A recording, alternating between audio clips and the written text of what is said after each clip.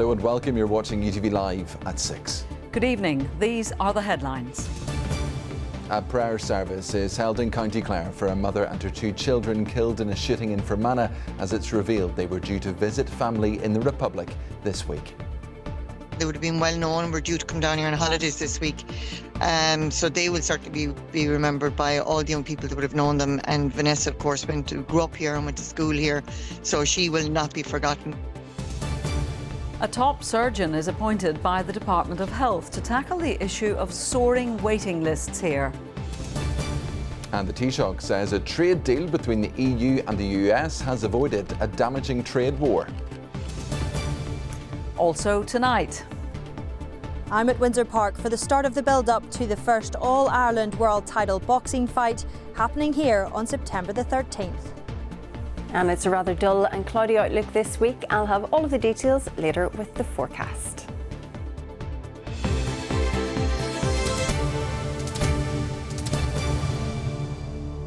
The Mayor of Ennis in County Clare says there's still a huge sense of disbelief at the murder of Vanessa White and her 2 children in County Fermanagh. The 45-year-old vet was originally from Bearfield. A special prayer service was held yesterday at the Church of the Immaculate Conception in the village in their honour. Vanessa and James and Sarah Rutledge were all shot dead at their home in Maguire's Bridge last Wednesday. They had been planning to holiday in County Clare this week. Sarah O'Kane reports. Flowers, messages and a cricket bat have now been placed at the fence of Vanessa, James and Sarah's home in Maguire's Bridge. All 3 were shot dead last Wednesday morning in what police are treating as a suspected triple murder, attempted suicide. And over 100 miles away from Forana, they came together in County Clare for a special prayer service last night. 45-year-old Vanessa White was originally from Bearfield, with many here close to her family. The silence in that church was extraordinary. You could actually hear a pin drop. I never experienced that kind of silence before. There still is a huge sense of disbelief and just really a lot of heartache for the family. Our children will be remembered here locally. They were due to come down on holidays this week.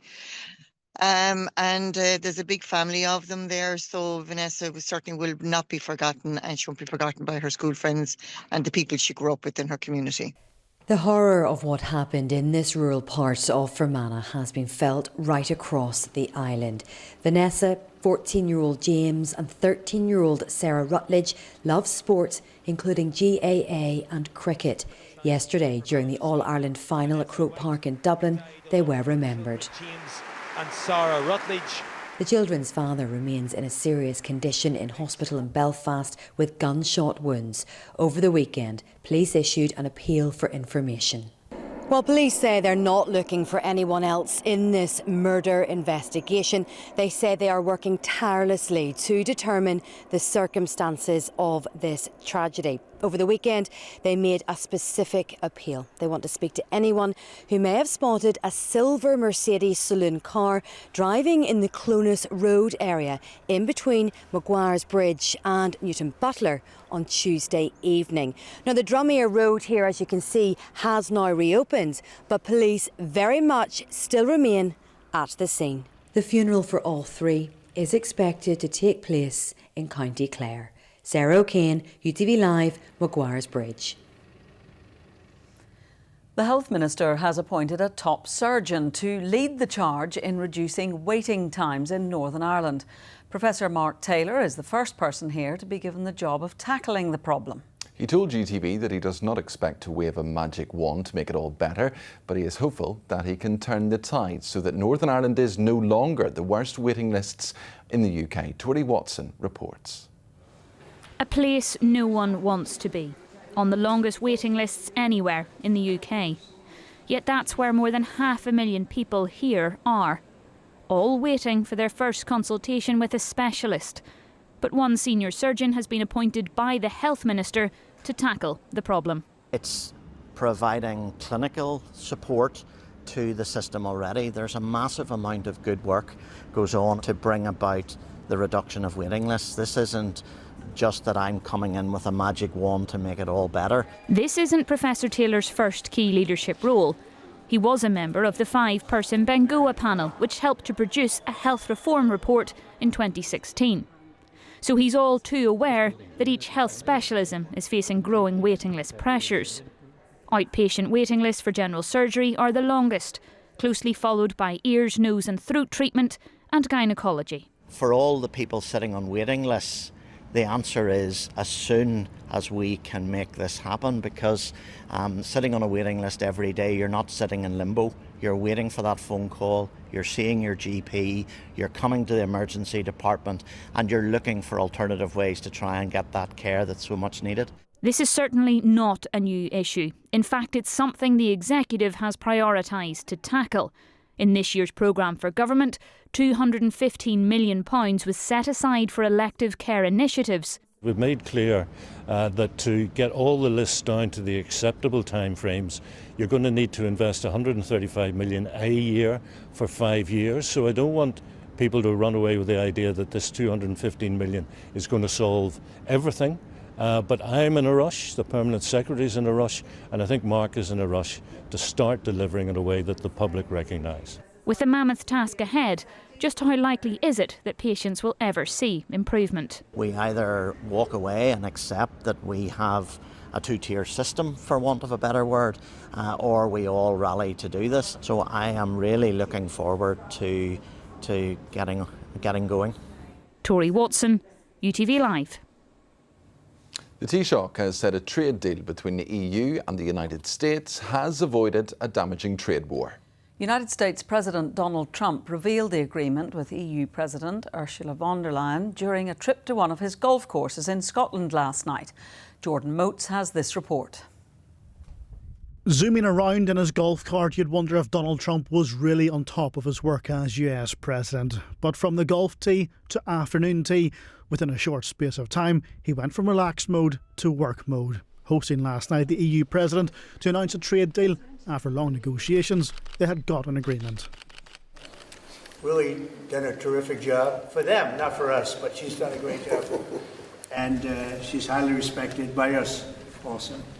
And we look forward to talking to see if we can do something.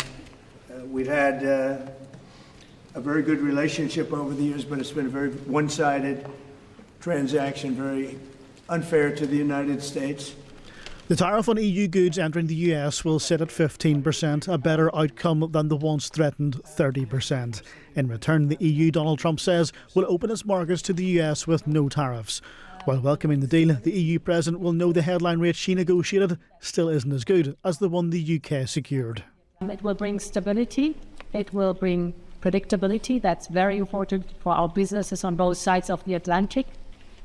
It's 15% tariffs across the board, all inclusive.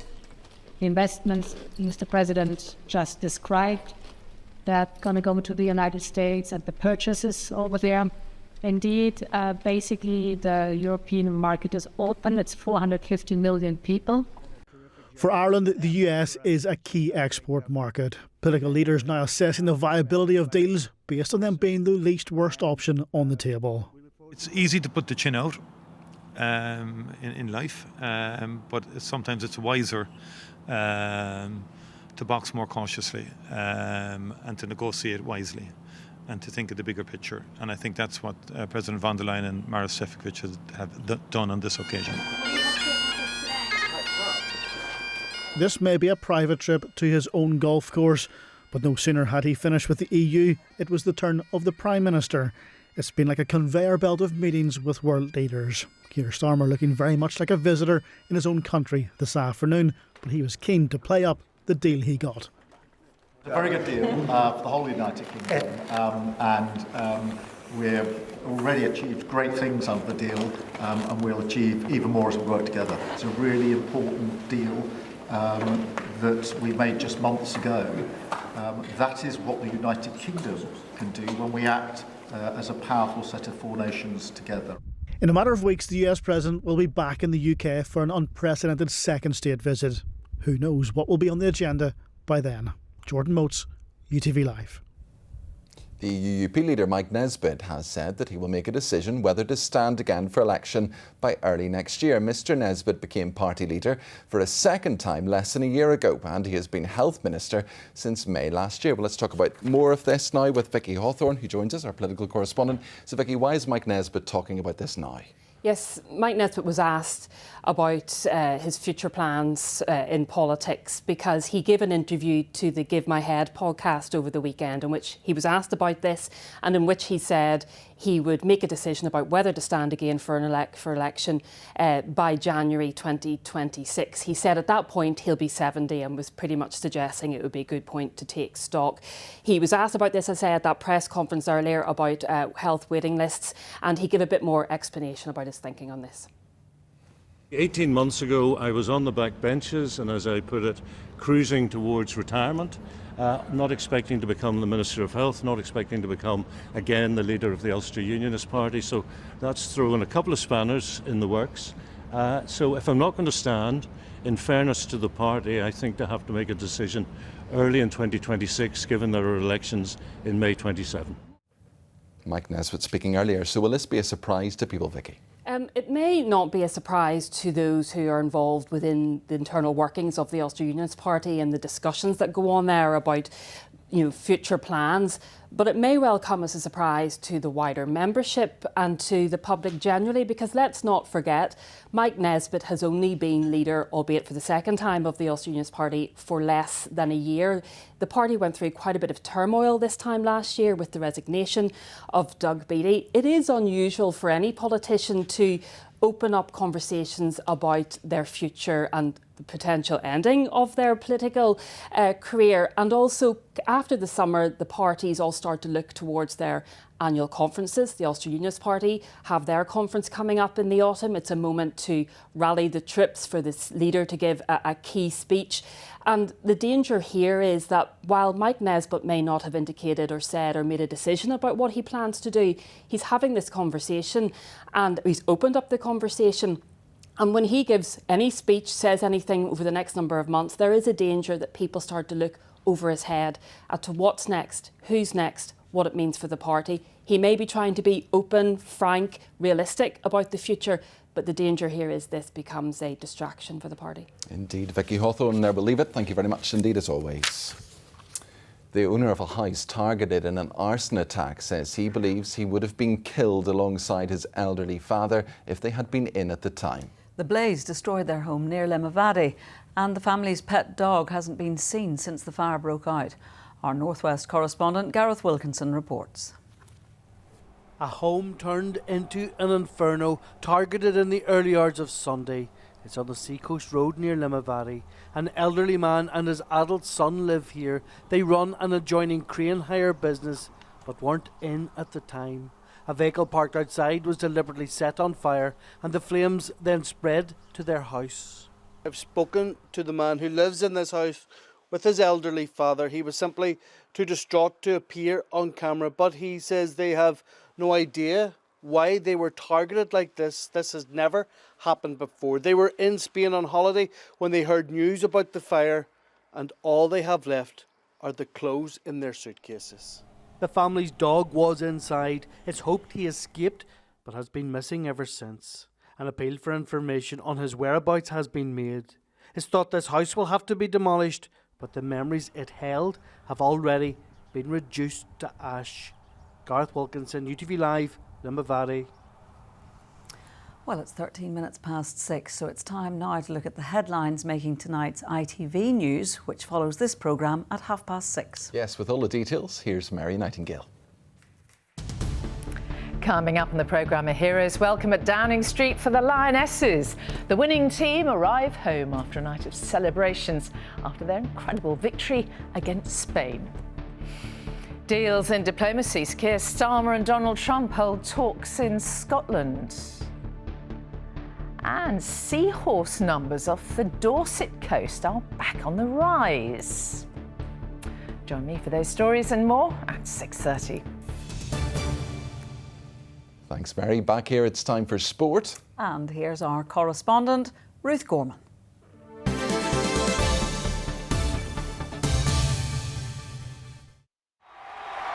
The game is heating up. John Mulholland Motors, sponsors of UTV Sport. Good evening from Windsor Park, where history will be made on September the 13th. The first All-Ireland World Title boxing match will happen here on that evening, and both fighters have been here today. Lewis Crocker from Belfast and Paddy Donovan from Limerick. I've been speaking to both of them and we'll hear from them shortly. But first, let's look back at a huge weekend of sport. It was, of course, the All-Ireland final yesterday, and Kerry won their 39th title at Croke Park. Daniel Duffy was there for us. A pilgrimage unlike any other in Gaelic games. All-Ireland final day. The Sam Maguire, the Holy Grail. Everyone wants a slice of the big day at Croke Park, some praying for a last-minute ticket. The Donegal supporters were optimistic ahead of throw-in. It'll be tight, but I say we'll win by 3 or 4. Up Donegal! Donegal for Sam, 100%, bring it home to the hills. Donegal going to win? How are they going to win? It's going to batter them. Kerry for butter. Unfortunately for the Donegal supporters, that optimism was short-lived. In the first half, Kerry cut through the Donegal defence like a knife through butter. The Clifford brothers of Paddy and David, irresistible. Kerry, 7 to the good at half-time. Donegal rallied to reduce the deficit, but Kerry would be too much. Joe O'Connor capping off an incredible performance. There's no show like the Joe Show.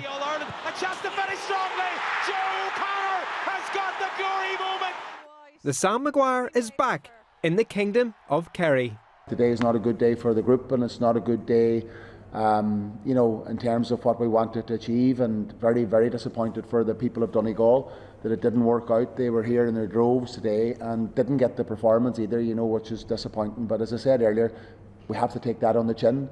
I said to the players in the dressing room, it's not a game you should think about for a long time. We didn't deserve to win the game. That's the reality of it. We didn't do enough to win the game, and so you have to let it slide. Sometimes you just have to let performances slide, and this is one of them. So the Kingdom are the Kings of Ireland for a 39th time. Donegal's All-Ireland dream crushed at the hands of the Clifford brothers. The long wait continues for Sam to return to the hills. Daniel Duffy, UTV Live at Croke Park in Dublin. Well, as I said earlier, this is where the world title fight will be on September the 13th here at Windsor Park, and this is what is on the line. The IBF World Welterweight belt will go to either Belfast's Lewis Crocker or Limerick's Paddy Donovan. They of course met earlier in the year, and there was a controversial ending to that fight as Donovan was disqualified and Lewis Crocker had his hand held. But Donovan is back for revenge, and Lewis Crocker believes this will be the fight that will change his life. Big time boxing is back, and it's back at Windsor Park. The only other time the National Football Stadium hosted a boxing event was in 2018, when David Healy walked Carl Frampton out to the ring. All set? Yeah. Going to rack our pitch. And Tyson Fury was on the undercard. The easiest part probably was the faders. That was out of the way pretty quickly. Getting everything set up then at Windsor Park and bringing the big ship that is Matchroom across the road. So it took a while, took longer than expected, but it's special. If there's never an opportunity to become world champion, this is the best opportunity possible. This time around, history will be made as the first All-Irish showdown takes place for a world title inside a stadium. They won a world title here. I only live 5 minutes from here as well. So you can literally walk from my house or walk from Windsor Park to my house with a world title. So it's the stuff of dreams. I'd be a happy man for life. It's an amazing stadium. It's a pleasure to be here. Probably the home of Irish boxing at the moment. Belfast, the crowd is electric. Big supporters, big following. So yeah, I'm excited to be here. Lewis Crocker and Paddy Donovan met in March. A controversial ending saw Donovan disqualified for punching after the bell. 100% agree that there should be a rematch. I rang Jamie the next day and I says get the rematch sorted. Yeah, we're back in Belfast. It doesn't come any bigger, but I think it's my time. We're over 6 weeks out from the fight, but the fans are already making noise. The stars have aligned unbelievably. The first All-Irish World Championship fight. It's never happened before, probably will never happen again. The controversy of the first fight, the drama now for the full World Championship, local boy in Lewis Crocker, an unbelievable young talent from Limerick as well, and Paddy Donovan. You couldn't want a better storyline. So September 13th, this will be a night, you know, this show is called Days Like This, and that's really what we mean by that, is like, this is a night you'll never forget. What a night it will be here on September the 13th. Now on to rugby. The British and Irish Lions beat Australia 29-27 at the weekend to secure the series in Australia. They made history. It was the biggest comeback in Lions Test history as they trailed after the first half. William Esler has this report for us. The Lions win the series! An historic night for the Lions as they secured successive Tour Series wins in a country for the first time. It was also a record-breaking comeback for the Lions, with victory clinched in the most dramatic fashion. Australia started the brighter in front of over 90,000 fans at the Melbourne Cricket Ground, the biggest crowd ever for a Lions game. And the Wallabies looked on course to level the series when 3 tries in the first 30 minutes saw them take a 23 points to 5 advantage. But the Lions regrouped, and Tom Curry and Hugh Jones scored tries before the break to cut the deficit to 6 points. Tom Lynagh extended Australians' advantage with a penalty in the 53rd minute, but that proved to be the hosts' last points of the game. Ireland's Tag Byrne went over in the corner for the Lions. Then Hugo Keenan struck in the last minute to ensure the Lions won the first 2 tests of a series for the first time since 1997. Will Esler, UTV Live. What a couple of weeks it's been for Padraig Harrington. He hit the first ball, of course, at the Open at Royal Portrush a couple of weeks ago. Well, last night he won the Senior Open. He's only the 5th player in history to lift both the Open and Senior Open in his career. Of course, Darren Clarke did it before him. He won by 3 shots at Sunningdale. Thrilled to have won, but very satisfied about the fact that I've won a Senior Open with obviously my 2 Opens. The fact that 5 people have only ever done it is quite special. At this stage, I think we look for a lot of things about our legacy in the game. So the fact that only I'm the 5th person to have done that double, that's pretty special. What a winner Padraig Harrington is. And congratulations also to Tom McKibben, who helped his Legion 8 side win the latest Live Golf event at the JCB Club over the weekend. Well, that's your sport from Windsor Park. All eyes will be on this stadium on September the 13th for the World Welterweight title fight between Lewis Crocker and Paddy Donovan. Bye for now. The game is heating up. John Mulholland Motors, sponsors of UTV Sport.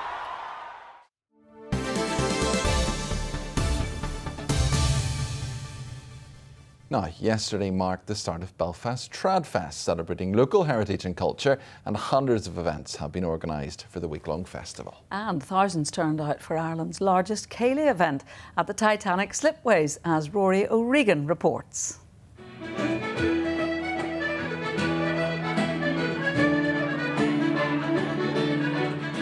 The Titanic Slipways becoming a Titanic dance floor. The musicians set the pace, and the crowd moved as one. The city's Tradfest Ceilidh was back.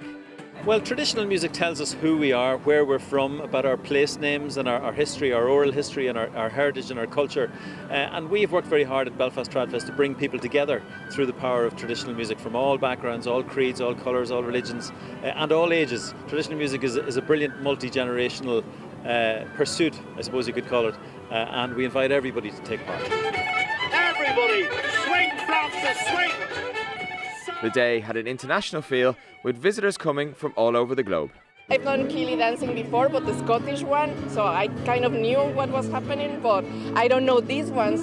And in my circle, I was lucky because there was someone that knew what to do, so it was easier to follow, but it's an absolute crack. This is our first time to do this type of dancing, and I'm really enjoying this, especially the atmosphere with local people to dance like this. A down pipe band commanded attention as they marched. The power of their music rang through the air.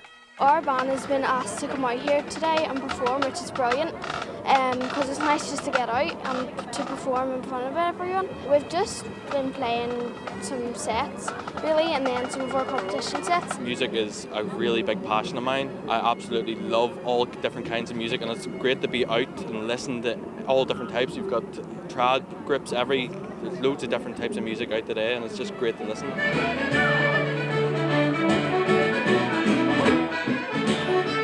This won't be the last of the dancing. Belfast Trad Fest isn't finished until Sunday, and more than 450 events have been planned. Rory O'Regan, UTV Live. Good fun. Now, weather-wise, you probably won't be getting the sunscreen out quite as quickly as you did earlier in the summer, because it looks like another week similar to last week is on its way. Rose, keep the faith. Here's Louise. Bringing the warm sunshine outside, inside. UTV Weather. Sponsored by the Grant Rona R290 heat pump. Hello there, good evening. We had quite a lot of cloud around today, one or two brighter breaks through the afternoon, but for the most part this week it will remain rather cloudy, changeable, some rain or showers at times, and it will continue to feel rather humid under all of that cloud cover. Now we have a frontal system pushing through this evening, bringing some patchy light rain and drizzle at times. Quite a lot of cloud moving in from the west with that as well, with some hill fog. Tuesday and Wednesday look relatively dry, albeit rather cloudy. Then we have the next frontal system pushing through on Wednesday night, bringing some rain. The rain will start to move in from the west, moving to all parts by around midnight. Light and patchy for most, but one or two heavier bursts than that. We also have some extensive cloud cover along with the rain and some hill fog over the tops of the mountains. Staying on the mild side with temperatures holding up between 14 and 16 degrees Celsius. A cloudy and damp start tomorrow, hill fog lingering for a time, but it should start to lift and break. Quite cloudy right through into the afternoon, one or two isolated showers here and there. Largely dry though. Wind staying on the light side, but slightly breezy around the coast, gusting 10 to 15 miles per hour with highs of 20 degrees Celsius. A rather humid day. Across the rest of Ireland, it's a cloudy day. A few brighter breaks developing into the afternoon. Wind staying on the light to moderate side with highs of 23 degrees Celsius. Looking ahead then for the next couple of days, it is a very quiet outlook. Quite a lot of cloud through Wednesday and into Thursday. We have some showers pushing through in the overnight period there. Temperatures in and around average or ever so slightly below. A few cool nights in the forecast coming our way as we head towards the end of the week. That's the latest. Bye-bye. UTV Weather. Sponsored by the Grant Rona R290 heat pump. And that's you up to date this Monday evening. I hope you can join me for our late bulletin. That's at 10:30. The ITV News continues now with Mary Nightingale, but from Paul and me and everyone on the news team here at UTV, have a good evening. Good evening.